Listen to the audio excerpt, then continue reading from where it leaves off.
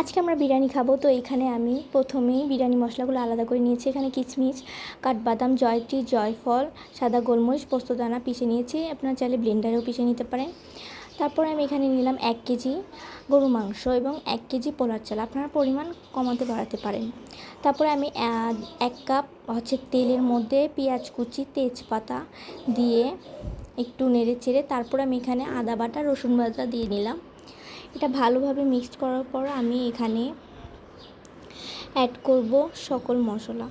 তো এখানে প্রথমেই আমি 4টা কাঁচামরিচ দিয়ে নিলাম। তারপরে আমি দিব 1 চামচ লবণ। তারপরে আমি দিব 2 চামচ মরিচের গুঁড়া। আপনারা আপনাদের স্বাদ মতো এটা কমাতে বাড়াতে পারেন ঝালটা। তারপরে আমি বিরিয়ানির বাটা মশলাগুলো দিয়ে ভালোভাবে কষিয়ে নিচ্ছি। এটা খুবই ভালোভাবে আপনারা নেড়ে চেড়ে তারপরে গরু মাংসগুলো দিয়ে দিবেন। তো এখানে গরু মাংসগুলো ছোটো ছোটো টুকরা করা আছে, তো আপনারা আপনাদের সাইজ মতো করে নেবেন। তো তারপরে আমি ভালোভাবে এগুলোকে কষিয়ে নিলাম। কষানোর পরে আমি এখানে 1.5 লিটার পানি দিয়ে নিলাম।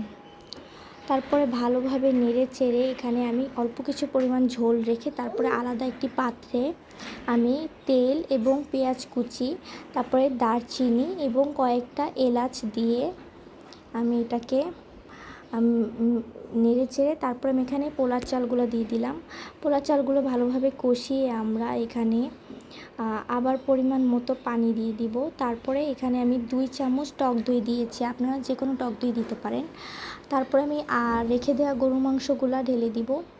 পরে ভালোভাবে নেড়ে চেড়ে আমি এখানে একটু ঘিও অ্যাড করেছিলাম। তারপরে হয়ে গেল আমাদের ঝরঝরা বিরিয়ানি। এটা খুব সহজেই আপনারা বানাতে পারেন। খুবই সুস্বাদু এবং মজাদার বিরিয়ানি।